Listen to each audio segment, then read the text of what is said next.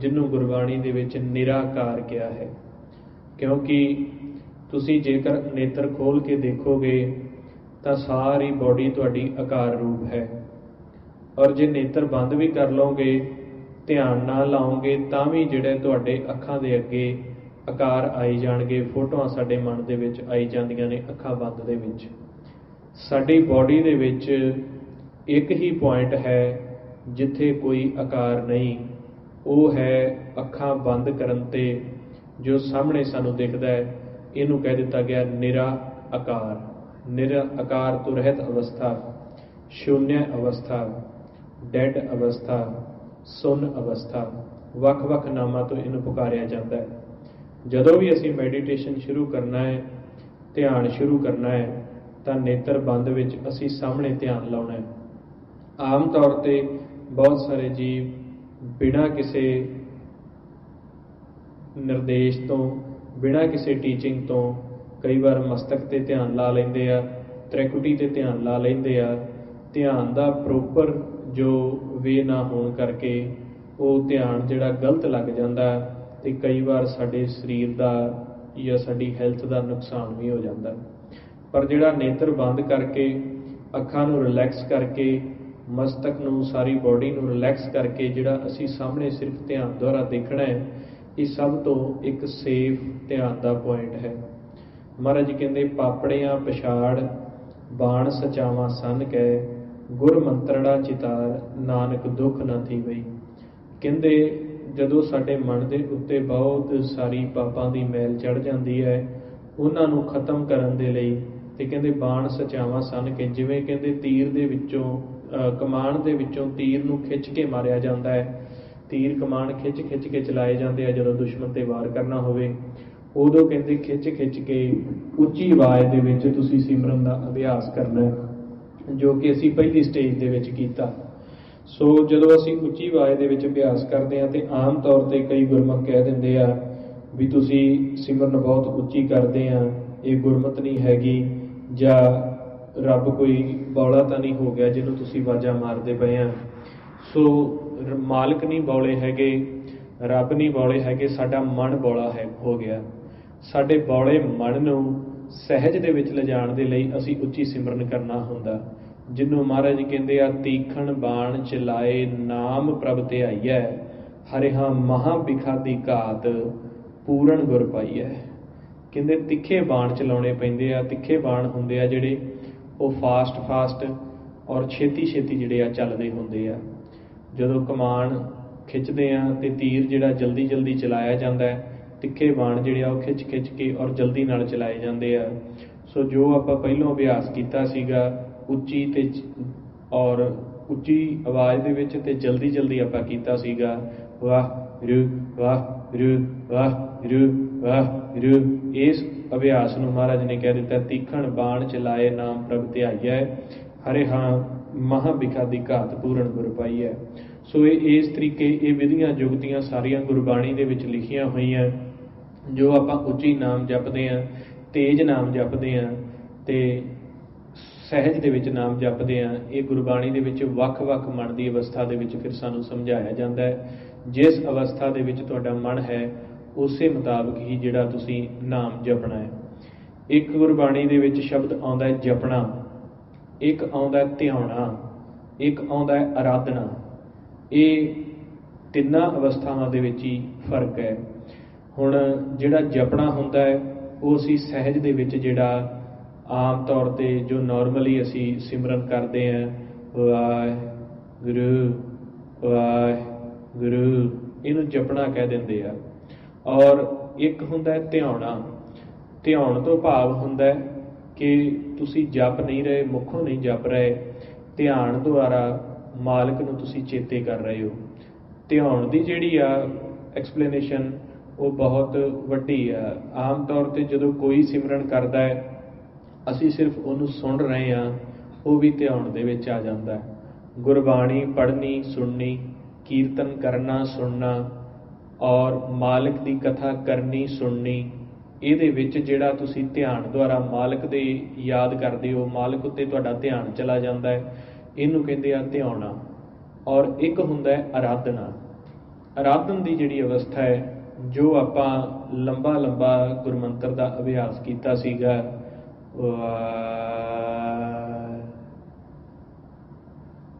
ਗੁਰੂ, ਇਹ ਹੁੰਦਾ ਆਰਾਧਨਾ, ਪੂਜਾ ਕਰਨੀ ਸਹਿਜ ਦੇ ਨਾਲ, ਇਹਨੂੰ ਆਰਾਧਨਾ ਕਹਿੰਦੇ ਆ।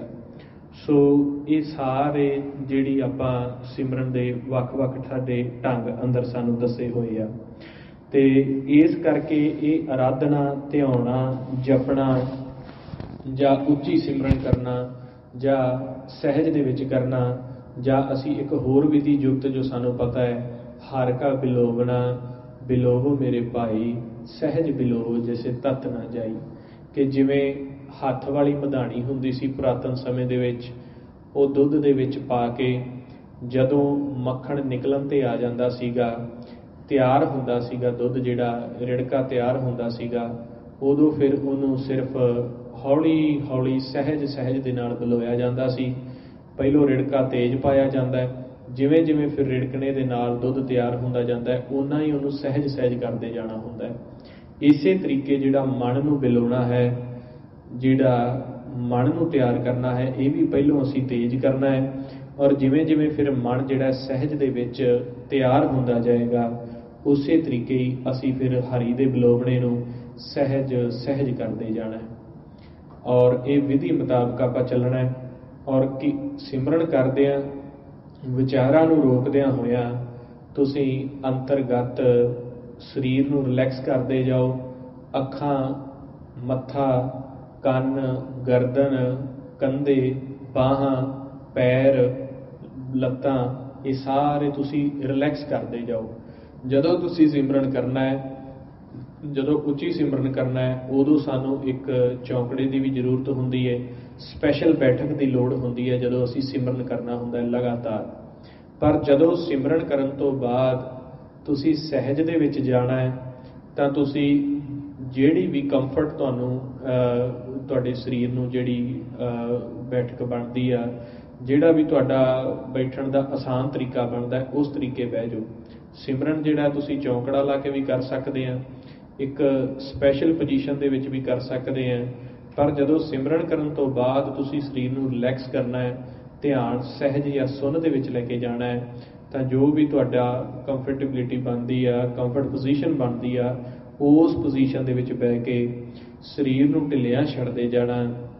ਔਰ ਢਿੱਲਿਆਂ ਛੱਡਦੇ ਛੱਡਦੇ ਛੱਡਦੇ ਸਾਡਾ ਧਿਆਨ ਜਿਹੜਾ ਸਾਹਮਣੇ ਹੋ ਜਾਏਗਾ, ਸੁੰਨ ਵਿੱਚ ਹੋ ਜਾਏਗਾ, ਸ਼ੂਨਿਆ ਵਿੱਚ ਹੋ ਜਾਏਗਾ। ਤਾਂ ਤੁਸੀਂ ਦੇਖੋਗੇ ਕਿ ਜਿਵੇਂ ਅਸੀਂ ਰਾਤ ਨੂੰ ਸਹਿਜ ਸੁਭਾਅ ਸਰੀਰ ਨੂੰ ਛੱਡ ਦਿੰਦੇ ਹਾਂ, ਸਹਿਜ ਸੁਭਾਅ ਸਾਡੀ ਬੋਡੀ ਨੂੰ ਛੱਡ ਜਾਂਦੇ ਹਾਂ, ਅਤੇ ਅਸੀਂ ਕਹਿ ਦਿੰਦੇ ਹਾਂ ਸੌਂ ਗਏ ਜਾਂ ਨੀਂਦ ਆ ਗਈ, ਪਰ ਸਾਨੂੰ ਪਤਾ ਨਹੀਂ ਲੱਗਦਾ ਸਾਡਾ ਮਨ ਕਿੱਥੇ ਗਿਆ। ਇਹ ਤੁਸੀਂ ਜਦੋਂ ਸਿਮਰਨ ਕਰਕੇ ਇਸ ਤਰ੍ਹਾਂ ਜੁਗਤ ਦੇ ਨਾਲ ਪ੍ਰੈਕਟੀਕਲ ਤੁਸੀਂ ਇਸ ਤਰੀਕੇ ਵੇ ਦੇ ਨਾਲ ਆਪਦੀ ਬੋਡੀ ਨੂੰ ਰਿਲੈਕਸ ਕਰੋਗੇ, ਔਰ ਉਸੇ ਹੀ ਤਰੀਕੇ ਜਿਵੇਂ ਅਸੀਂ ਸੌਣ ਤੋਂ ਪਹਿਲਾਂ ਸਰੀਰ ਨੂੰ ਢਿੱਲਾ ਛੱਡਦੇ ਹਾਂ, ਸੋਚਣਾ ਛੱਡ ਦਿੰਦੇ ਹਾਂ, ਵੇਖਣਾ ਛੱਡ ਦਿੰਦੇ ਹਾਂ, ਇਵੇਂ ਕਰੋਗੇ ਤੇ ਤੁਸੀਂ ਜਾਗਤ ਅਵਸਥਾ ਦੇ ਵਿੱਚ ਸਰੀਰ ਨੂੰ ਛੱਡੋਗੇ, ਜਾਗਤ ਅਵਸਥਾ ਦੇ ਵਿੱਚ ਸੌਵੋਗੇ, ਜਾਗਤ ਅਵਸਥਾ ਦੇ ਵਿੱਚ ਤੁਸੀਂ ਸੁੰਨ ਵਿੱਚ ਜਾਓਗੇ। ਤੁਹਾਡਾ ਸਰੀਰ ਸੌਏਗਾ ਤੇ ਮਨ ਜਾਗੇਗਾ, ਤੇ ਜਦੋਂ ਜਾਗੇਗਾ ਤੇ ਸਹਿਜ ਦੇ ਵਿੱਚ ਜਾਏਗਾ। ਇੱਧਰੋਂ ਇਹਨਾਂ ਕੰਨਾਂ ਤੋਂ ਸੁਣਨਾ ਬੰਦ ਹੋ ਜਾਏਗਾ, ਤੁਹਾਨੂੰ ਇਸ ਤਰੀਕੇ ਲੱਗੇਗਾ ਕਿ ਮੈਨੂੰ ਬਾਹਰ ਦੀ ਆਵਾਜ਼ ਨਹੀਂ ਆ ਰਹੀ। ਅੱਖਾਂ ਤੋਂ ਵੀ ਵਿਖਣਾ ਬੰਦ ਹੋ ਜਾਏਗਾ। ਬੁੱਲ ਜਿਹੜੇ ਆ, ਜੀਵਾ ਜਿਹੜੀ ਆ, ਇਹ ਸਭ ਜਿਹੜੇ ਦਰਵਾਜ਼ੇ ਆ, 9 ਦਰਵਾਜ਼ੇ ਆ, ਇਹ ਸਾਰੇ ਬੰਦ ਹੋ ਜਾਣਗੇ। ਤੇ ਉਸ ਅਵਸਥਾ ਦੇ ਵਿੱਚ ਜਾ ਕੇ ਤੁਹਾਡੀ ਫਿਰ ਸਮਾਧ ਲੱਗੇਗੀ। ਫਿਰ ਅੱਖਾਂ ਤੋਂ ਬਿਨਾਂ ਅੰਦਰਲੀਆਂ ਅੱਖਾਂ ਨਾਲ ਵੇਖੋਗੇ, ਇਹਨਾਂ ਕੰਨਾਂ ਤੋਂ ਬਿਨਾਂ ਅੰਦਰਲੇ ਕੰਨਾਂ ਨਾਲ ਸੁਣੋਗੇ। ਉਹ ਮਨ ਦੇ ਜਿਹੜੇ ਸੂਖਮ ਗਿਆਨ ਇੰਦਰੀਆਂ ਤੇ ਕਰਮ ਇੰਦਰੀਆਂ ਨੇ, ਜਿਹਨੂੰ ਗੁਰੂ ਅੰਗਦ ਦੇਵ ਜੀ ਮਹਾਰਾਜ ਸਮਝਾਉਂਦੇ ਆ, ਅੱਖੀ ਬਾਝੋ ਵੇਖਣਾ, ਵਿਣ ਕੰਨਾ ਸੁਣਨਾ, ਪੈਰਾਂ ਬਾਝੋ ਚੱਲਣਾ, ਵਿਣ ਹੱਥਾਂ ਕਰਨਾ, ਜੀਵੇ ਬਾਝੋ ਬੋਲਣਾ, ਇਉਂ ਜੀਵਤ ਮਰਨਾ, ਨਾਨਕ ਹੁਕਮ ਪਛਾਣ ਕੇ ਤਉ ਖਸਮੈ ਮਿਲਣਾ। ਤੇ ਮਹਾਰਾਜ ਸੱਚੇ ਪਾਤਸ਼ਾਹ ਕਹਿੰਦੇ, ਇਹ ਦ੍ਰਿਸ਼ਟਮਾਨ ਅੱਖਾਂ ਤੋਂ ਬਾਝੋਂ ਵੇਖਣਾ ਹੈ, ਕੰਨਾਂ ਤੋਂ ਬਿਨਾਂ ਸੁਣਨਾ ਹੈ, ਇਹਨਾਂ ਹੱਥਾਂ ਪੈਰਾਂ ਤੋਂ ਬਿਨਾਂ ਤੁਰਨਾ ਫਿਰਨਾ ਹੈ, ਤੇ ਇਸ ਮੁਖ ਤੋਂ ਬਿਨਾਂ ਤੁਸੀਂ ਬੋਲਣਾ ਹੈ।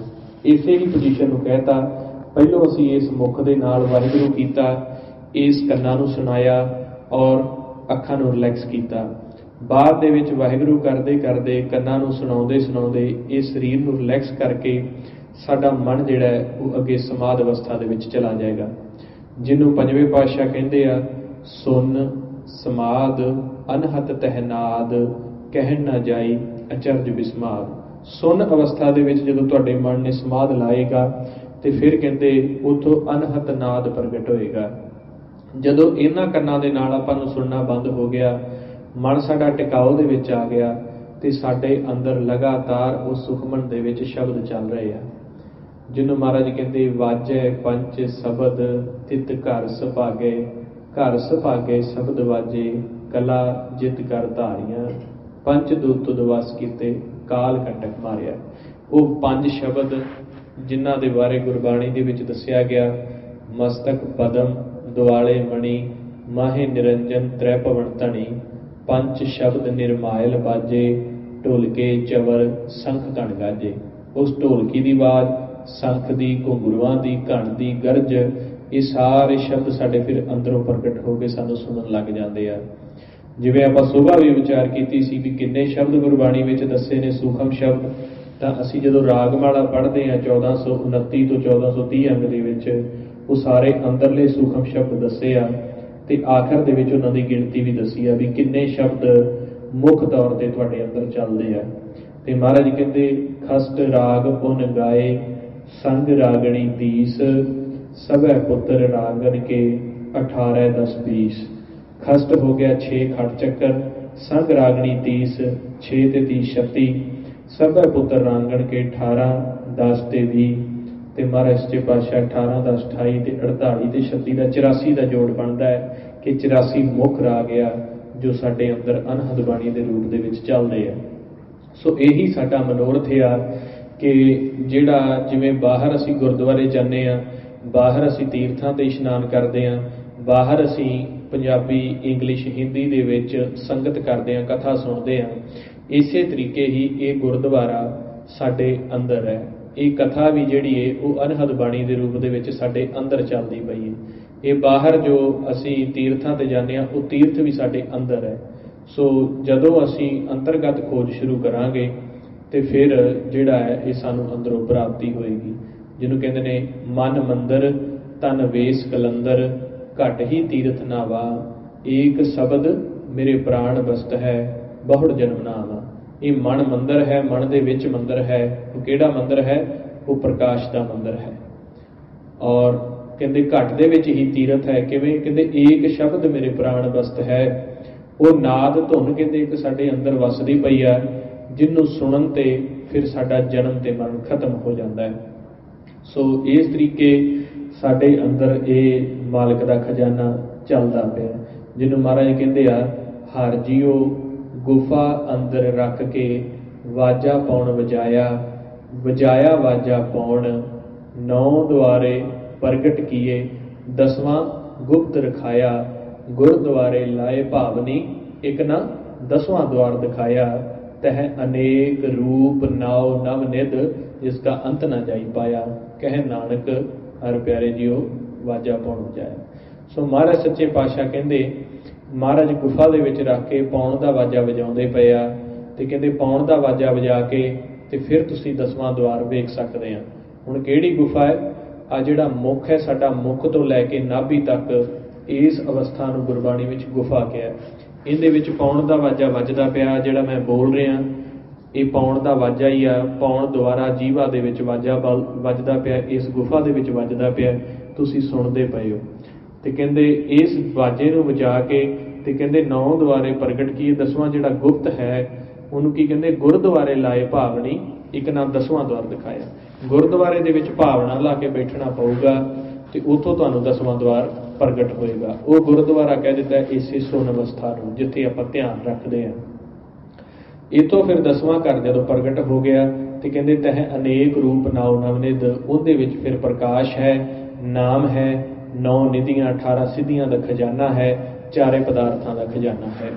ਸੋ ਜਿਹਨੂੰ ਤੁਸੀਂ ਫਿਰ ਹੁਕਮ ਦੇ ਵਿੱਚ ਆ ਕੇ ਇਹ, ਕਿਉਂਕਿ ਜਿੰਨੀ ਵੀ ਮੈਂ ਗੱਲ ਕਰਦਾ ਪਿਆ ਇਹ ਕਿਸੇ ਵੀ ਕਿਤਾਬ ਦੀ ਜਾਂ ਕਿਸੇ ਬੁੱਕ ਦੀ ਜਾਂ ਗੁਰਬਾਣੀ ਗੁਰੂ ਤੋਂ ਬਾਹਰ ਕਿਸੇ ਵੀ ਇਹ ਪ੍ਰਮਾਣਿਤ ਗ੍ਰੰਥ ਦੀ ਨਹੀਂ। ਇਹ ਜਿੰਨੀ ਮੈਂ ਗੱਲ ਕਰਦਾ ਪਿਆ ਇਹ ਧੰਨ ਧੰਨ ਸ੍ਰੀ ਗੁਰੂ ਗ੍ਰੰਥ ਸਾਹਿਬ ਮਹਾਰਾਜ ਜੀ ਸੱਚੇ ਪਾਤਸ਼ਾਹ ਦੇ ਵਿੱਚ ਲਿਖੀ ਹੋਈ ਹੈ, ਅਤੇ ਨਾਲ ਮੈਂ ਤੁਹਾਨੂੰ ਸ਼ਬਦਾਂ ਦੇ ਪ੍ਰਮਾਣ ਵੀ ਦੇ ਰਿਹਾ, ਤਾਂ ਕਿ ਸਾਨੂੰ ਇਹ ਨਾ ਲੱਗੇ ਕਿ ਇਹ ਕੋਈ ਅਲੱਗ ਤੋਂ ਯੋਗ ਵਿੱਦਿਆ ਹੈ ਜਾਂ ਅਲੱਗ ਤੋਂ ਕੋਈ ਹੋਰ ਹੀ ਪ੍ਰਚਾਰ ਹੈ। ਕਿਉਂਕਿ ਸਾਨੂੰ ਅਸੀਂ ਅੱਜ ਤੱਕ ਬਾਣੀ ਨੂੰ ਸਿਰਫ ਪੜ੍ਹਿਆ ਹੀ ਹੈ, ਵਿਰਲੇ ਗੁਰਮੁਖਾਂ ਨੇ ਬਾਣੀ ਨੂੰ ਖੋਜਿਆ, ਅਤੇ ਜਿਨ੍ਹਾਂ ਨੇ ਖੋਜਿਆ ਉਹਨਾਂ ਨੂੰ ਪਤਾ ਲੱਗਦਾ ਹੈ ਕਿ ਇਹ ਸੁਖਮਨ ਦਾ, ਈੜਾ ਪਿੰਗਲਾ ਦਾ, ਇਹ ਸ਼ਬਦਾਂ ਦਾ ਖੇਲ ਸਾਰਾ ਵਿੱਚ ਹੀ ਹੈ, ਜਿਹਨੂੰ ਫਿਰ ਨਾਮਦੇਵ ਜੀ ਵੀ ਸਮਝਾਉਂਦੇ ਆ, ਈੜਾ ਪਿੰਗਲਾ ਔਰ ਸੁਖਮਣਾ ਪੌਣੇ ਬੰਦ ਰਹਾਓਗੋ, ਚੰਦ ਸੂਰਜ ਦੋਏ ਸਮ ਕਰ ਰੱਖੋ, ਬ੍ਰਹਮ ਜੋਤ ਮਿਲ ਜਾਓਗੋ। ਕਹਿੰਦੇ ਇਹ ਈੜਾ ਕਹਿ ਦਿੱਤਾ ਸਾਡੀ ਖੱਬੀ ਨਾਸਕਾ ਨੂੰ, ਪਿੰਗਲਾ ਕਹਿ ਦਿੱਤਾ ਸਾਡੀ ਸੱਜੀ ਨਾਸਕਾ ਨੂੰ, ਔਰ ਸੈਂਟਰ ਦੇ ਵਿੱਚ ਸੁਖਮਨ ਹੈ। ਕਹਿੰਦੇ ਇਹਨਾਂ ਨੂੰ ਪੌਣ ਦਾ ਬੰਨ ਲਾ ਕੇ ਤੁਸੀਂ, ਪੌਣ ਦਾ ਬੰਨ ਹੁੰਦਾ ਹੈ ਸਿਮਰਨ ਕਰਕੇ ਵਿਚਾਰਾਂ ਨੂੰ ਰੋਕ ਦੇਣਾ, ਅਤੇ ਕਹਿੰਦੇ ਚੰਦ ਸੂਰਜ ਦੋਏ ਸਮ ਕਰ ਰੱਖੋ, ਅਤੇ ਚੰਦਰਮਾ ਅਤੇ ਸੂਰਜ ਨੂੰ ਵੀ ਤੁਸੀਂ ਬਰਾਬਰ ਕਰਨਾ ਹੈ। ਖੱਬੀ ਅੱਖ ਨੂੰ ਚੰਦਰਮਾ ਕਹਿ ਦਿੱਤਾ ਹੈ, ਸੱਜੀ ਅੱਖ ਨੂੰ ਸੂਰਜ ਕਹਿ ਦਿੱਤਾ ਹੈ। ਇਹ ਦੋਨੋਂ ਅੱਖਾਂ ਜੋਤ ਸਰੂਪ ਨੇ, ਜਿਹਨੂੰ ਆਪਾਂ ਕਹਿੰਦੇ ਹਾਂ ਸੂਰਜ ਕਿਰਨ ਮਿਲੇ ਜਲ ਕਾ ਜਲ ਹੁਆ ਰਾਮ, ਜੋਤੀ ਜੋਤ ਰਲੀ ਸੰਪੂਰਨ ਥੀ ਆਰਾਮ।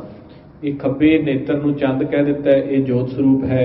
ਸੱਜਾ ਨੇਤਰ ਸੂਰਜ ਹੈ, ਇਹ ਵੀ ਜੋਤ ਸਰੂਪ ਹੈ। ਇਹ ਧਿਆਨ ਦੁਆਰਾ ਇਸ ਜੋਤ ਨੂੰ ਆਪਾਂ ਇਕੱਠਾ ਕਰਨਾ ਹੈ, ਔਰ ਜਦੋਂ ਇਹ ਧਿਆਨ ਦੁਆਰਾ ਜੋਤ ਇਕੱਤਰ ਹੋ ਗਈ ਤੇ ਸਾਨੂੰ ਪ੍ਰਕਾਸ਼ ਹੋ ਜਾਂਦਾ ਹੈ। ਪਰ ਸਭ ਤੋਂ ਪਹਿਲਾਂ ਸਟੈਪ ਇਹ ਆ ਕਿ ਤੁਸੀਂ ਗੁਰਮੰਤਰ ਦਾ ਅਭਿਆਸ ਕਰਕੇ ਆਪਦੇ ਵਿਚਾਰਾਂ ਨੂੰ ਰੋਕਣਾ ਹੈ। ਵਿਚਾਰਾਂ ਨੂੰ ਰੋਕ ਕੇ ਉਸ ਤੋਂ ਬਾਅਦ ਸੁਣ ਵਿੱਚ ਬੈਠਣਾ ਹੈ। ਉੱਥੋਂ ਫਿਰ ਅਨਹਦ ਬਾਣੀ ਜਦੋਂ ਪ੍ਰਗਟ ਹੋਏਗੀ, ਅੰਮ੍ਰਿਤ ਰਸ, ਜਿਵੇਂ ਅੰਮ੍ਰਿਤ ਅਸੀਂ ਬਾਹਰੋਂ ਛਕਦੇ ਹਾਂ ਜਾਂ ਮਿੱਠਾ ਜਲ ਅਸੀਂ ਛਕਦੇ ਹਾਂ, ਇਸੇ ਤਰੀਕੇ ਗੁਰਮੰਤਰ ਕਰਨ ਤੋਂ ਬਾਅਦ ਨਾਮ ਸੁਣਨ ਨੂੰ ਮਿੱਠਾ ਜਲ ਸਾਡੇ ਮੁੱਖ ਦੇ ਵਿੱਚ ਹੀ ਪ੍ਰਗਟ ਹੋ ਜਾਂਦਾ ਹੈ। ਅੰਮ੍ਰਿਤ ਸਾਡੇ ਮੁੱਖ ਦੇ ਵਿੱਚ ਸਹਿਜ ਸੁਭਾਅ ਆਉਣਾ ਸ਼ੁਰੂ ਹੋ ਜਾਂਦਾ ਹੈ। ਜਿਵੇਂ ਸਾਡੀ ਜੀਭਾ ਦੇ ਉੱਤੇ ਆਮ ਤੌਰ 'ਤੇ ਥੁੱਕ ਜਾਂ ਫਿੱਕਾ ਪਾਣੀ ਚੱਲਦਾ ਰਹਿੰਦਾ ਹੈ, ਇਸੇ ਤਰੀਕੇ ਸਾਡੇ ਮੁੱਖ ਦੇ ਵਿੱਚ ਸਹਿਜ ਸੁਭਾਅ ਤੁਸੀਂ ਦੇਖੋਗੇ ਵੀ ਨਾ ਕੋਈ ਖੰਡ, ਨਾ ਗੁੜ, ਨਾ ਕੋਈ ਮਿੱਠੀ ਚੀਜ਼ ਪਾਈ ਹੈ, ਅਤੇ ਮੁੱਖ ਬਿਲਕੁਲ ਮਿੱਠਾ ਹੋ ਜਾਏਗਾ ਕਿ ਜਿਸ ਤਰੀਕੇ ਸ਼ਹਿਦ ਕਿਸੇ ਨੇ ਮੂੰਹ ਦੇ ਵਿੱਚ ਰੱਖ ਦਿੱਤਾ ਹੋਵੇ। ਜਿਹਨੂੰ ਮਹਾਰਾਜ ਜੀ ਕਹਿੰਦੇ ਆ, ਸੁਰ ਨਰ ਮੁਨ ਜਨ ਅੰਮ੍ਰਿਤ ਲੋਚਦੇ, ਸੋ ਅੰਮ੍ਰਿਤ ਗੁਰ ਤੇ ਪਾਇਆ, ਪਾਇਆ ਅੰਮ੍ਰਿਤ ਗੁਰ ਕਿਰਪਾ ਕਿੰਨੀ ਸੱਚਾ ਮਨ ਵਸਾਇਆ। ਇਹ ਸਾਰਾ ਖੇਲ ਤੁਹਾਡੇ ਅੰਦਰ ਆ। ਕਹਿੰਦੇ ਗੁਰੂ ਦੀ ਕਿਰਪਾ ਲੈ ਕੇ, ਸ਼ਬਦ ਦਾ ਅਭਿਆਸ ਕਰਕੇ, ਵਿਚਾਰਾਂ ਨੂੰ ਰੋਕ ਕੇ, ਤੇ ਤੁਸੀਂ ਅੰਦਰੋਂ ਇਹ ਜਿੱਤ ਸਕਦੇ ਆ।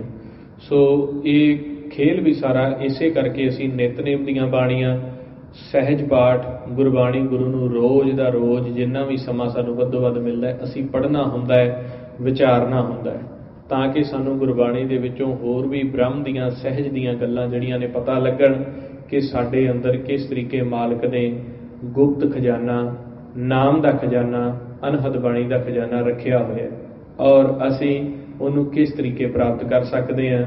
ਉਹ ਵੀ ਸਾਨੂੰ ਵਿਧੀਆਂ, ਜੁਗਤੀਆਂ, ਪ੍ਰੈਕਟੀਕਲ ਦੀਆਂ ਮੂਵਮੈਂਟਸ ਸਾਨੂੰ ਸਾਰਾ ਕੁਝ ਦੱਸਿਆ ਹੋਇਆ। ਸੋ ਗੁਰਮੁਖ ਪਿਆਰਿਓ, ਇਸੇ ਤਰੀਕੇ ਆਪਣਾ ਸੰਜੋਗ ਹੋਇਆ। ਸੰਜੋਗ ਹੋਣ 'ਤੇ ਆਪਾਂ ਵੀ ਸਾਰੇ ਰਲ ਮਿਲ ਕੇ ਕੋਸ਼ਿਸ਼ ਕਰ ਰਹੇ ਹਾਂ, ਨਾਮ ਜਪ ਕੇ ਕੋਸ਼ਿਸ਼ ਕਰ ਰਹੇ ਹਾਂ ਕਿ ਸਾਡਾ ਮਨ ਜਿਹੜਾ ਹੈ ਇਹ ਥਿਰ ਹੋ ਜਾਏ। ਥਿਰ ਹੋਣ 'ਤੇ ਸਾਡੇ ਅੰਦਰੋਂ ਨਾਮ ਜਿਹੜਾ ਹੈ ਉਹ ਅਨਹਦ ਬਾਣੀਆਂ ਸੁਣਾਈ ਦੇਣ ਲੱਗ ਜਾਏ। ਔਰ ਇਹਦੇ ਵਿੱਚ ਸਭ ਤੋਂ ਸੌਖਾ ਤਰੀਕਾ ਇਹ ਆ, ਮਹਾਰਾਜ ਸੱਚੇ ਪਾਤਸ਼ਾਹ ਕਹਿੰਦੇ ਆ ਕਿ ਤੁਸੀਂ ਨਾਮ ਤੋਂ ਬਿਨਾਂ ਤੁਹਾਡੇ ਜਿਹੜੇ ਸਵਾਸ ਨੇ ਉਹ ਵਿਚਾਰਾਂ ਦੇ ਵਿੱਚ ਖਤਮ ਹੁੰਦੇ ਜਾ ਰਹੇ ਨੇ। ਜਦੋਂ ਅਸੀਂ ਦੁਨਿਆਵੀ ਵਿਚਾਰ ਲਈ ਜਾਂਦੇ ਹਾਂ, ਨਾਮ ਨਹੀਂ ਜਪਦੇ, ਉਹ ਸਾਡਾ ਸਵਾਸ ਖਰਚ ਮੰਨਿਆ ਜਾਂਦਾ ਹੈ। ਔਰ ਜਦੋਂ ਅਸੀਂ ਗੁਰਮੰਤਰ ਦਾ ਅਭਿਆਸ ਕਰਦੇ ਹਾਂ, ਬਾਣੀ ਪੜ੍ਹਦੇ ਹਾਂ ਜਾਂ ਸੁਣਦੇ ਹਾਂ, ਕੀਰਤਨ ਕਰਦੇ ਹਾਂ ਜਾਂ ਸੁਣਦੇ ਹਾਂ, ਸੰਗਤ ਕਰਦੇ ਹਾਂ ਜਾਂ ਸੁਣਦੇ ਹਾਂ, ਕਥਾ ਕਰਦੇ ਹਾਂ ਜਾਂ ਸੁਣਦੇ ਹਾਂ, ਭਾਵ ਕਿ ਅਕਾਲ ਪੁਰਖ ਤੋਂ ਰਿਲੇਟਡ ਤੁਸੀਂ ਕੋਈ ਵੀ ਮੂਵਮੈਂਟ ਕਰਦੇ ਹੋ, ਕੋਈ ਵੀ ਗੱਲ ਕਰਦੇ ਹੋ, ਉਹ ਸਵਾਸ ਉਸ ਸਮੇਂ ਦਾ ਜਮ੍ਹਾਂ ਮੰਨਿਆ ਜਾਂਦਾ ਹੈ। ਅਤੇ ਮਹਾਰਾਜ ਕਹਿੰਦੇ ਆ ਵੀ ਜਿੰਨੇ ਤੁਸੀਂ ਸਵਾਸ ਜਮ੍ਹਾਂ ਕਰਾਓਗੇ, ਭਾਵ ਕਿ ਜਿੰਨਾ ਤੁਸੀਂ ਤੁਰਦਿਆਂ, ਫਿਰਦਿਆਂ, ਉੱਠਦਿਆਂ, ਬਹਿੰਦਿਆਂ ਮਾਲਕ ਨੂੰ ਦਾ ਸਿਮਰਨ ਕਰੋਗੇ, ਉਹਦੀ ਉਸਤਤ ਕਰੋਗੇ, ਜਿੰਨੇ ਤੁਸੀਂ ਸਵਾਸਾਂ ਦਾ ਧਨ, ਜਿਵੇਂ ਇੱਥੇ ਆਪਾਂ ਕੋਈ ਬਾਜ਼ਾਰ ਦੇ ਵਿੱਚੋਂ ਕੋਈ ਵੀ ਆਪਾਂ ਚੀਜ਼ ਲੈਣੀ ਹੈ ਅਤੇ ਉਹਦਾ ਬਣਦੇ ਜਿਹੜੇ ਪੈਸੇ ਆ, ਡਾਲਰ ਆਪਾਂ ਨੂੰ ਦੇਣੇ ਪੈਂਦੇ ਆ, ਇਸੇ ਤਰੀਕੇ ਦਰਗਾਹ ਦੇ ਵਿੱਚੋਂ ਜੇਕਰ ਆਪਾਂ ਨਾਮ ਲੈਣਾ ਹੈ, ਅੰਮ੍ਰਿਤ ਲੈਣਾ ਹੈ, ਖਜ਼ਾਨਾ ਲੈਣਾ ਹੈ, ਤੇ ਉਹਦੇ ਲਈ ਸਾਨੂੰ ਬਣਦੀ ਸਵਾਸਾਂ ਦੀ ਪੂੰਜੀ ਜਮ੍ਹਾਂ ਕਰਾਉਣੀ ਪਏਗੀ। ਤੇ ਜੇ ਤੁਸੀਂ ਬਿਲਕੁਲ ਸਰਲ ਤਰੀਕੇ ਦੇ ਨਾਲ ਸਮਝਣਾ ਚਾਹੋ, ਜਿੰਨੇ ਤੁਸੀਂ ਸਵਾਸਾਂ ਦੇ ਧਨ ਨੂੰ ਵੱਧ ਜਮ੍ਹਾਂ ਕਰਾਓਗੇ, ਓਨਾ ਹੀ ਜਿਹੜਾ ਤੁਹਾਡੇ ਅੰਦਰ ਬੈਠਾ ਮਾਲਕ ਹੈ, ਉਹ ਹੱਟ ਲਾ ਕੇ ਬੈਠਾ ਹੈ, ਨਾਮ ਦੀ ਹੱਟ ਲਾ ਕੇ ਬੈਠਾ ਹੈ, ਪ੍ਰਕਾਸ਼ ਰੂਪ ਹੋ ਕੇ ਬੈਠਾ ਹੈ, ਉਹ ਤੁਹਾਨੂੰ ਇਹ ਨਾਮ ਧਨ ਤੇ ਅੰਮ੍ਰਿਤ ਰਸ ਸਹਿਜ ਸੁਭਾਅ ਹੀ ਤੁਹਾਨੂੰ ਪ੍ਰਗਟ ਕਰ ਦੇਗਾ। ਔਰ ਉਹਦੇ ਲਈ ਅਸੀਂ ਉੱਠਦਿਆਂ ਬਹਿੰਦਿਆਂ ਤੁਰਦਿਆਂ ਫਿਰਦਿਆਂ ਸਿਮਰਨ ਕਰਦੇ ਰਹਿਣਾ ਹੁੰਦਾ ਹੈ। ਔਰ ਜਦੋਂ ਅਸੀਂ ਬੈਠ ਕੇ ਕਰਨਾ ਹੈ ਤਾਂ ਉਦੋਂ ਇੱਕ ਚਿੱਤ ਹੋ ਕੇ ਜਪ ਕੇ ਫਿਰ ਧਿਆਨ ਦੇ ਵਿੱਚ ਵੀ ਅਸੀਂ ਬੈਠਣਾ ਹੁੰਦਾ ਹੈ, ਤਾਂ ਕਿ ਸਾਡਾ ਮਨ ਜਿਹੜਾ ਹੈ ਇਹ ਸਰੀਰ ਤੋਂ ਅਲੱਗ ਰਹੇ, ਸਰੀਰ ਦੇ ਵਿੱਚ ਫਸੇ ਨਾ, ਕਿਉਂਕਿ ਮਨ ਅਲੱਗ ਹੈ, ਤਨ ਅਲੱਗ ਹੈ। ਤਨ ਇਸ ਮਨ ਨੂੰ ਜਰੀਆ ਮਿਲਿਆ ਹੋਇਆ ਹੈ ਭਗਤੀ ਕਰਨ ਦਾ, ਤੇ ਉਸ ਜਰੀਏ ਦਾ ਆਪਾਂ ਲਾਹਾ ਲੈਣਾ ਹੈ। ਸੋ ਆਓ ਇਹ ਕੁਛ ਟਾਈਮ ਆਪਾਂ ਵਿਚਾਰ ਕੀਤੀ ਹੈ ਵਿਧੀਆਂ ਜੁਗਤੀਆਂ ਦੀ। ਦੁਬਾਰਾ ਤੋਂ ਆਪਾਂ ਜਿਹੜਾ ਗੁਰਮੰਤਰ ਦਾ ਪ੍ਰੈਕਟੀਕਲ ਕਰਕੇ, ਸ਼ਬਦ ਦਾ ਅਭਿਆਸ ਕਰਕੇ ਆਪਾਂ ਸੱਚ ਦੇ ਵੱਲ ਵਧਣ ਦੀ ਕੋਸ਼ਿਸ਼ ਕਰੀਏ। ਮਹਾਰਾਜ ਨੂੰ ਬੇਨਤੀਆਂ ਜੋਦੜੀਆਂ ਅਰਜ਼ਾਂ ਕਰੀਏ ਕਿ ਸੱਚੇ ਪਾਤਸ਼ਾਹ ਬਹੁਤ ਜਨਮ ਵਿਛਰੇ ਥੇ ਮਾਧੋ, ਇਹ ਜਨਮ ਤੁਹਾਰੇ ਲੇਖੇ। ਵੀ ਪਤਾ ਨਹੀਂ ਕਿੰਨੇ ਕੁ ਯੁੱਗ ਹੋ ਗਏ ਨੇ ਅਸੀਂ ਈਰਖਾ ਨਿੰਦਿਆ ਦੁਬਦਾ ਵਸ ਨਾ ਸੋਝੀ ਹੋਣ ਕਰਕੇ ਪੂਰੇ ਗੁਰੂ ਤੋਂ ਬਿਨਾਂ ਕੱਢ ਦਿੱਤੇ ਆ। ਪਰ ਸੱਚੇ ਪਾਤਸ਼ਾਹ ਜੀ, ਪਿਤਾ ਜੀ, ਹੁਣ ਤੁਹਾਡੀ ਬਾਣੀ ਨੇ ਸਾਨੂੰ ਸਹਾਰਾ ਦਿੱਤਾ ਹੈ। ਇਸ ਜਨਮ ਦੇ ਵਿੱਚ ਆ ਕੇ ਸਾਨੂੰ ਅਸਲ ਪਤਾ ਲੱਗਾ ਕਿ ਅਕਾਲ ਪੁਰਖ ਕਿਸ ਰੂਪ ਵਿੱਚ ਨੇ, ਉਹ ਪ੍ਰਕਾਸ਼ ਰੂਪ ਵਿੱਚ ਨੇ, ਤੇ ਕਿਹੜੀ ਕਥਾ ਅਨਾਹਦ ਬਾਣੀ ਵਾਲੀ ਕਥਾ ਅਸੀਂ ਸੁਣਨੀ ਹੈ। ਪਹਿਲੋਂ ਅਸੀਂ ਸਿਰਫ ਦੁਨਿਆਵੀ ਤੌਰ ਤੇ ਰਹੇ, ਪਰ ਹੁਣ ਤੁਸੀਂ ਸਾਨੂੰ ਪੂਰਾ ਭੇਤ ਦਿੱਤਾ ਹੈ। ਹੁਣ ਭੇਤ ਦੇਣ ਤੋਂ ਬਾਅਦ ਇਹ ਖਜ਼ਾਨਾ ਵੀ ਤੁਸੀਂ ਪ੍ਰਗਟ ਕਰਨਾ ਹੈ, ਕਿਉਂਕਿ ਤੁਹਾਡੇ ਤੋਂ ਬਿਨਾਂ ਸੰਸਾਰ ਦੇ ਵਿੱਚ ਕੋਈ ਵੀ ਵਸਤ ਕਿਸੇ ਨੂੰ ਨਹੀਂ ਦੇ ਸਕਦਾ, ਕਿਉਂਕਿ ਤੁਸੀਂ ਆਪ ਹੀ ਕਹਿੰਦੇ ਹੋ ਦੱਦਾ ਦਾਤਾ ਏਕ ਹੈ, ਸਭ ਕੋ ਦੇਵਨਹਾਰ, ਦੇਂਦੇ ਤੋੜ ਨਾ ਆਵੇ ਅਗਣਤ ਭਰੇ ਭੰਡਾਰ। ਸੋ ਦੇਣ ਵਾਲਾ ਉਹ ਆ, ਤੇ ਅਸੀਂ ਆਪ ਜੀ ਨੂੰ ਛੱਡ ਕੇ ਦੇਣਹਾਰ ਪ੍ਰਭ ਛੋੜ ਕੇ ਲਾਗੇ ਆਣ ਸੋਏ, ਆਪ ਦੇ ਹਉਮੈ ਦੇ ਵਿੱਚ ਆ ਕੇ ਕਾਰਜ ਕਰਦੇ ਰਹੇ ਹਾਂ। ਪਰ ਪਿਤਾ ਜੀ, ਹੁਣ ਆਪ ਜੀ ਨੇ ਸਾਨੂੰ ਸੋਝੀ ਦਿੱਤੀ ਹੈ, ਸੰਗਤ ਦੇ ਰਾਹੀਂ ਦਿੱਤੀ ਹੈ, ਸੰਤਾਂ ਗੁਰਮੁਖਾਂ ਦੇ ਰਾਹੀਂ ਦਿੱਤੀ ਹੈ, ਤੇ ਸੋਝੀ ਦੇਣ ਤੋਂ ਬਾਅਦ ਆਪ ਜੀ ਹੀ ਸਾਡੇ ਤੇ ਕਿਰਪਾ ਕਰੋ ਕਿ ਸਾਡੇ ਅੰਦਰ ਜੋ ਇਹ ਸੂਖਮ ਬਾਣੀ, ਅਨਹਦ ਬਾਣੀ, ਜੋ ਵੀ ਅਸੀਂ ਗੁਰਮੁਖਾਂ ਪਾਸੋਂ ਸਰਵਣ ਕੀਤਾ ਹੈ, ਗੁਰਬਾਣੀ ਪਾਸੋਂ ਸਰਵਣ ਕੀਤਾ ਹੈ, ਇਹ ਖਜ਼ਾਨਾ ਸਾਨੂੰ ਦਿਓ। ਇਹ ਬੇਨਤੀਆਂ ਤੁਸੀਂ ਹੁਣ ਮਾਲਕ ਅੱਗੇ ਕਰਨੀਆਂ ਨੇ, ਕਿਉਂਕਿ ਅੱਜ ਤੱਕ ਗੁਰੂ ਗ੍ਰੰਥ ਜੀ ਦੇ ਅੱਗੇ, ਸੰਤਾਂ ਮਹਾਂਪੁਰਸ਼ਾਂ ਦੇ ਅੱਗੇ, ਗੁਰਦੁਆਰਿਆਂ ਦੇ ਵਿੱਚ ਅਸੀਂ ਜਾ ਕੇ ਬਹੁਤ ਅਸੀਂ ਦੁਨਿਆਵੀ ਮੰਗਾਂ ਮੰਗੀਆਂ ਨੇ। ਅੱਜ ਤੱਕ ਅਸੀਂ ਦੁਨਿਆਵੀ ਹੀ ਮੰਗਦੇ ਆਏ ਹਾਂ, ਘਰ ਪਰਿਵਾਰ, ਬੱਚੇ, ਡਾਲਰ, ਪੈਸੇ, ਇੱਧਰ ਉੱਧਰ ਦੇ ਵਪਾਰ, ਜੋ ਦੁਨਿਆਵੀ ਜਿਹੜਾ ਕਿ ਅਸੀਂ ਛੱਡ ਕੇ ਜਾਣਾ ਹੈ, ਜਿਹੜਾ ਕਿ ਅਲਪ ਹੈ, ਜਿਹੜਾ ਕਿ ਰਾਤ ਨੂੰ ਹੀ ਅਸੀਂ ਜਦੋਂ ਸੌਂ ਜਾਂਦੇ ਹਾਂ ਉਦੋਂ ਨਾਲ ਨਹੀਂ ਲੈ ਕੇ ਜਾਂਦੇ, ਤੇ ਆਖਰੀ ਸਮੇਂ ਤਾਂ ਆਪਾਂ ਲੈ ਕੇ ਕੀ ਜਾਣਾ। ਇਹ ਹੀ ਮੰਗਿਆ ਆਪਾਂ ਅੱਜ ਤੱਕ ਮਾਲਕ ਤੋਂ, ਜਾਂ ਕਿਤੇ ਵੀ ਜਦੋਂ ਸਾਨੂੰ, ਅਸੀਂ ਸੰਗਤ ਵਿੱਚ ਹੀ ਉਦੋਂ ਜਾਂਦੇ ਹਾਂ ਜਦੋਂ ਸਾਨੂੰ ਕੋਈ ਦੁਨਿਆਵੀ ਰੁਕਾਵਟ ਆਉਂਦੀ ਹੈ। ਪਰ ਹੁਣ ਆਪਾਂ ਜਿਹੜਾ ਮਾਲਕ ਤੋਂ ਮੰਗ ਕਰਨੀ ਆ, ਉਹ ਕਰਨੀ ਆ ਵਿਣ ਤੁਧ ਹੋਰ ਜੇ ਮੰਗਣਾ, ਸਿਰ ਦੁੱਖਾਂ ਕੈ ਦੁੱਖ, ਦੇਹੋ ਨਾਮ ਸੰਤੋਖੀਆ, ਉਤਰੇ ਮਨ ਕੀ ਭੁੱਖ। ਤੇਰਾ ਨਾਮ ਤੇ ਰਸ ਦੇ ਦੇ, ਜਿਹਦੇ ਨਾਲ ਸਾਡੇ ਮਨ ਦੀ ਭੁੱਖ ਉਤਰ ਜਾਵੇ। ਇਹ ਦੁਨਿਆਵੀ ਵਸਤੂਆਂ ਦੇ ਵਿੱਚ ਰਹਿੰਦਾ ਹੋਇਆ ਇਹਨਾਂ ਦੇ ਪ੍ਰਤੀ ਆਕਰਸ਼ਿਤ ਨਾ ਹੋਵੇ, ਅਟਰੈਕਟ ਨਾ ਹੋਵੇ। ਇਹ ਭੁੱਖਾਂ ਲਾ ਦੇ ਮਹਾਰਾਜ ਸੱਚੇ ਪਾਤਸ਼ਾਹ, ਕਿਉਂਕਿ ਪਾਲਣਾ ਤੂੰ ਹੈ, ਤੂੰ ਪਾਲਣਾ ਹੈ, ਤੇ ਤੈਨੂੰ ਪਤਾ ਹੈ। ਔਰ ਤੁਸੀਂ ਸਾਨੂੰ ਉਹ ਨਾਮ ਦਿਓ, ਉਹ ਅੰਮ੍ਰਿਤ ਰਸ ਦੇ ਦਿਓ, ਉਹ ਕਾਮ ਧੇਨ ਪਾਰਜਾਤ ਅਵਸਥਾ ਦੇ ਦਿਓ, ਵੀ ਸਾਨੂੰ ਦੁਨਿਆਵੀ ਭੌਤਿਕ ਵਸਤੂਆਂ ਦੀ ਕਿਸੇ ਪ੍ਰਕਾਰ ਦੀ ਕੋਈ ਭੁੱਖ ਹੀ ਨਾ ਰਵੇ। ਸੋ ਇਸ ਕਰਕੇ ਇਹ ਕਿਰਪਾ ਵੀ ਅਕਾਲ ਪੁਰਖ ਹੀ ਕਰ ਸਕਦੇ ਆ, ਕਿਉਂਕਿ ਮਹਾਰਾਜ ਕਹਿੰਦੇ ਬਿਨ ਸੰਤੋਖ ਨਹੀਂ ਕੋਈ ਰਾਜੈ, ਸੁਪਨ ਮਨੋਰਥ ਬਿਰਥੇ ਸਭ ਕਾਜੇ। ਹੋਰ ਅਸੀਂ ਜੋ ਮਰਜ਼ੀ ਮਨੋਰਥ ਕਰੀ ਜਾਈਏ, ਸੁਪਨੇ ਲਈ ਜਾਈਏ, ਇਹ ਤਾਂ ਅੱਗੇ ਦੀ ਅੱਗੇ ਵੱਧਦੇ ਜਾਂਦੇ ਆ। ਜੇ ਲੱਖ ਦਾ ਲਈਏ, ਲੱਖ ਤੋਂ ਬਾਅਦ ਫਿਰ ਕਰੋੜ ਦਾ ਬਣ ਜਾਂਦਾ, ਫਿਰ ਅਰਬਾਂ ਦਾ, ਫਿਰ ਖਰਬਾਂ ਦਾ। ਇਹ ਕਦੇ ਵੀ ਸੰਤੋਖ ਨਹੀਂ ਆਉਂਦਾ। ਜੇਕਰ ਸੰਤੋਖ ਆਉਂਦਾ ਹੈ ਤੇ ਉਹ ਨਾਮ ਦੇ ਨਾਲ ਤੇ ਸੱਚ ਦੇ ਨਾਲ ਆਉਂਦਾ ਹੈ। ਸੋ ਆਓ, ਇੰਨੀਆਂ ਬੇਨਤੀਆਂ ਜੋਦੜੀਆਂ ਆਪਾਂ ਮਾਲਕ ਨੂੰ ਕੀਤੀਆਂ ਨੇ, ਤੇ ਹੁਣ ਫਿਰ ਆਪਾਂ ਗੁਰਮੰਤਰ ਦਾ ਅਭਿਆਸ ਕਰਕੇ ਉਸ ਤੋਂ ਬਾਅਦ ਫਿਰ ਗੁਰਮੁਖ ਅਰਦਾਸ ਕਰਨਗੇ, ਔਰ ਫਿਰ ਆਪਾਂ ਮਹਾਰਾਜ ਸੱਚੇ ਪਾਤਸ਼ਾਹ ਤੋਂ ਆਗਿਆ ਲੈ ਕੇ ਫਿਰ ਆਪਾਂ ਆਪੋ ਆਪ ਦਾ ਕਾਰਜ ਕਰਨਾ ਹੈ। सो सारे गुरमुखां ने उसी तरीके सिमरन आपां नेत्र बंद करके करना, मुखों बोलना और आप दी आवाज़ नूं सुनते रहना है, शरीर नूं रिलैक्स करना है, ध्यान सामने रखना है ताकि महाराज सच्चे पातशाह किरपा करन ते छेती साडे ते मेहर होवे। हाँ जी, करिए शुरू जी। वाहिगुरू वाहिगुरू वाहिगुरू वाहिगुरू वाहिगुरू वाहिगुरू वाहिगुरू वाहिगुरू वाहिगुरू वाहिगुरू वाहिगुरू वाहिगुरू वाहिगुरू वाहिगुरू वाहिगुरू